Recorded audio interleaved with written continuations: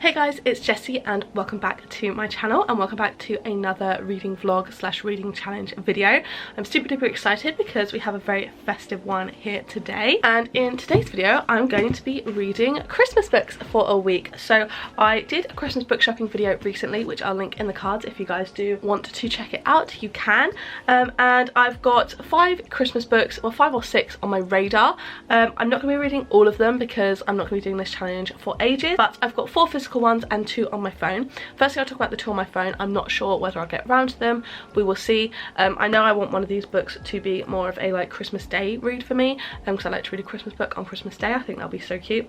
And then another one of these physical books could potentially be pushed to January. It's not super Christmassy, more wintry. So the 2 on my phone on my radar are Lovelight Farms and Baggage Claim. They're both on Kindle Unlimited. Baggage Claim I think is like a stranger on a plane type of thing, and Lovelight Farms I believe is childhood friends fake dating. So Lovelight Farms is more my thing than Baggage Claim, so I think that one is quite likely to be read in this video. And then the 4 I've got here are One Day in December, 8 Perfect Hours, A Christmas Wedding Guest, and The Killer in the Snow. So The Killer in the Snow is the one that I potentially could push to January, because obviously it's not necessarily Christmassy, more wintry, but I thought if I wanted to break from the cheesy romances, this would probably be a good bet to go on. Then we have The Christmas Wedding Guest, which I believe is a dual perspective, but not like from either side of the couple, from 2 sisters. One, it's more of a second chance romance with a first love, and the other one is like a single determined not to fall in love falls in love basically. Then we have these 2. This one I'm very excited for, because I've heard really good things. This is, I believe, a kind of mischance romance. She kind of like falls in love at first sight with the guy, and then it turns out it's her best friend's boyfriend. Like a year later they get introduced. So I believe it spans quite a long time. I believe it's 10 years. So very excited for that one. I've heard good things. And the one I think I'm starting off with is going to be 8 Perfect Hours, which I believe is people stuck in a snowstorm for 8 hours and then their lives become entangled. So yeah, really excited for this festive video. My camera battery is flashing, so I will need to get through this quickly, but I'm now basically just going to start 8 Perfect Hours to get this video kicking off. Very excited for the festive Christmassy vibes. Yeah, super excited to read these. Hopefully will get me a bit more into the Christmas spirit, and yeah, hopefully we can find some good reads. So the first one we are going to be doing, and I'm going to start now, is 8 Perfect Hours by Leah Lewis. So let's go. Okay, so next day, same jumper. No comments on that, please. No comments. I am 132 pages out of like 300 into 8 Perfect Hours, and I'm enjoying it so far. I'm not too sure how the couple are gonna work like together, considering like the situations that they're both in. I'm not super duper invested in their love story. I'm more so invested in kind of finding out what happened to the best friend, who you find out died in like the first chapter. But I'm quite interested into finding out more of that, kind of her dealing with that, and just her mum as well. She's got issues there, so I'm more interested in the main character as a whole rather than the romance. But yeah, we'll definitely keep going with this, and potentially we'll finish it today, if not definitely tomorrow. Okay, so I finished 8 Perfect Hours earlier and I actually really enjoyed it. It definitely exceeded my expectations. I ended up finishing it up on my Kindle because I left it back at uni, but I also forgot to mention that I at the same time was also reading One Day in December, and I believe I filmed a clip after I finished that, so I'll insert that now. Okay, so I've just finished One Day in December, and I feel like I was so up and down with this book. Sometimes I was like so intrigued by it, couldn't stop reading. Other times I was like so bored. Sometimes I didn't want them together, other times I did. I liked the way it ended, but again, I feel like I've been saying this about so many books recently. It felt very abrupt. Like, I understand it ends obviously where it ends. That's like the most stupid thing I've ever said in my life, but like I understand why this ended where it did. But like I would have loved just like at least one more chapter, not even like necessarily like an extended epilogue, anything like that, just like one more chapter, because it's like build up, something finally happens, and then it's like end of the book. So I think I'm going to settle on a 3.25 for this. It is kind of Christmassy, but then it goes through years and years of it not being Christmas. It's good, but I just think it could have been so much more. Like always, like the missed opportunity stuff, I always think of like Love, Rosie, which I adore, and I think that does it so well, and I just feel like this just missed the mark in terms of that trope, because I love that trope. I love right person, wrong time, like repetitively, until obviously you get the right time at the end. You have to have the right time at the end, but like I love that. And this one just kind of fell a bit flat for me, so I think it's a 3.25 for me with this one. But yeah, I don't know what I'm gonna read next. Maybe 8 Perfect Hours, I'm not too sure, we'll see. But yeah, back to 8 Perfect Hours. I definitely really enjoyed it, definitely exceeded my expectations, and I gave it a 3.75. It was very cute and I just really enjoyed it. I really like the characters, and I feel like I didn't really expect much, and it was actually a very good romance read, so I definitely recommend that. Next, I'm going to get started with Lovelight Farms, which is also on my Kindle. I've heard good things about this, so very excited to give it a go. I don't really know what it's about, but yeah, this is the next read for today / this evening. So yeah, is the next one. Okay, so I'm currently about 70% of the way through Lovelight Farms, and I'm really enjoying it. It's very cute. I basically read it all today on reading sprints, which has been super fun. I've never done them before, but I've actually really enjoyed them, and thought they're really good. So I'm on chapter 20 now, which is page 307. You cannot see that at all. There we go. Yeah, so chapter 23.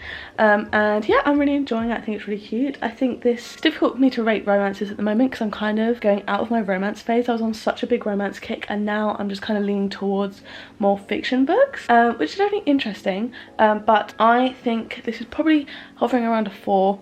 Potentially. I think in terms of books in general, it'll probably be like a 3.75, but I might give it like a 4 for romances, because I feel like I'm a little bit burnt out with romances, and that's not really fair because it doesn't really reflect the book itself. So probably around a 4 depending on how it ends. Obviously we've got 24% left, so we will see. But yeah, I'm going to basically carry on reading this one now, and I'll catch up with you when I'm done with it. Okay, so I just finished Lovelight Farms, and I really enjoyed it. I do think I'll give this a 4-star. It was very cute.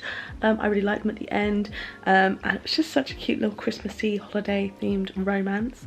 I really enjoyed it. A solid 4-star romance for me. One thing to get on my nerves towards the end, there was like an epilogue and then a second epilogue and then a bonus chapter, and I was like, okay, but you can leave it now. But yeah, overall really did enjoy it. Thought they were really cute together. I loved Luca in this. He was adorable. And yeah, I mean, it annoyed me a little bit, the kind of mini, there wasn't really a third act conflict, but I guess the tiny mini one that there was, but like it kind of made sense for the character, so I didn't really mind. But yeah, 4 stars. And then tomorrow I think I'm going to start A Killer in the Snow. I don't think I'm going to read The Christmas Wedding Guest because I might just save that for reading myself on Christmas Day, because 1, I'm a little bit tired of romances just right now, and 2, I want to get this video up before Christmas, and 3, there are other books that I want to read that I think I'll read quicker, that I need to read for videos that are also coming up soon. So I just think it'll be best if I save that for the end of the week on Christmas Day. So yeah, I will catch up with you tomorrow, where I'm probably going to be starting A Killer in the Snow. Hey guys, sorry if the lighting flickers at all. I'm using my book like reading light as a little light right now because it is night, but I know I said I would update you guys once I was about to start The Killer in the Snow, but I've actually got a little bit of the way into it now. I am 131 pages into it. I don't know how well you can see there, but I'm basically up to that little dog ear here, so I am kind of enjoying it. I got a subscription to Scribd today, like the free trial, just to give it a go for like audiobooks, and this is on there, and I've been listening to it all by audiobook so far, besides like the first, I don't know, 12 pages, and that has been a good way to get through it. I feel like obviously it's kind of just a classic crime book. I feel like this is very tailored to like I feel like this is like a dad book, you know what I mean? I feel like that's kind of the target audience, and it's kind of just a generic small town crime really, but it's fine. I'd probably lean towards a 3 stars. Like there's nothing to critique about it, it's just fine, like nothing crazy, nothing too great, but obviously I will continue to read it. I've got a little bit more time today, this evening before I go to bed, that I want to listen to the audiobook because I've got to tidy up my room and stuff, and then tomorrow hopefully I can finish it off by physically reading it, because I do still prefer physically reading, and I do quite like as well following along with the audiobook when I read. That's quite fun too. So yeah, just nothing really too much crazy has gone on. Obviously there's been the murder. They've got kind of the main suspect at the moment, but like I'm pretty sure it's not him because all of the evidence currently points to him, and that would be very boring from 100 pages in. There's also like a very interesting aspect to the crime that gets revealed maybe about 50 pages in, that does make things a bit more interesting. So yeah, I'm excited to see how it all ties together, but yeah, it's just kind of carrying on with it now. And yeah, I definitely don't think I'm going to read The Christmas Wedding Guest in this video. I think this will be the last book that we read for this video. So yeah, just a little update, and going to continue on with this one now. Hey guys, so we have now officially finished A Killer in the Snow. I ended up listening to it all on audiobook, just because I was so busy today, and I actually quite enjoyed listening to it by audiobook. It's one of the first books that I think I've actually really enjoyed through audiobook, and I did it on script and found it really cool. I am giving this a 3 stars. Overall, it was just a good kind of classic mystery. There was no like shocking twist. Everything kind of slowly started to be laid out, made sense, I guess, and it just felt like, I do think this is more tailored towards, it's just like dad reads, do you know what I mean? Like, it's not bad, but I would personally consider this a dad read, which might sound a bit random, but if you know, you know what I mean. But yeah, overall it was good. There were parts of the ending I liked, parts of the ending I didn't like, but overall it was pretty cool. So yeah, 3 stars for this, and that does wrap up this video. So I am, as I mentioned, going to be leaving The Christmas Wedding Guest. I'm probably just going to read this by myself, like not vlogging it on Christmas probably. It's just like a little Christmas read. But yeah, that sums up this whole video. So we had 8 Perfect Hours, which I gave 3.75 stars. One Day of December I gave 3.25, Lovelight Farms I gave 4 stars, and Killer in the Snow I gave 3 stars. So overall I did enjoy reading all these books. I hope you guys did too. I hope you guys did enjoy seeing me reading Christmas books for a week. I hope you found it fun, because I did have a lot of fun. I mean, if I'll let you know a secret, this is longer than a week, but we're not going to talk about it. We're not going to talk about it. It's not like I've got loads more books to read for videos and these have been taking me ages. It's fine, it's fine. Anyway, I really hope you guys did enjoy this video. If you did, don't forget to give it a like down below. Hit subscribe, turn the bell to join a little club. Make sure you turn on all notifications. Then you'll be notified every single time I post a new video. If you want to watch my other videos, there'll be 2 on the screen now to pick from. There's a load linked up in the cards from earlier. So yeah, thank you guys so much for watching, and I'll see you in the next one. Bye!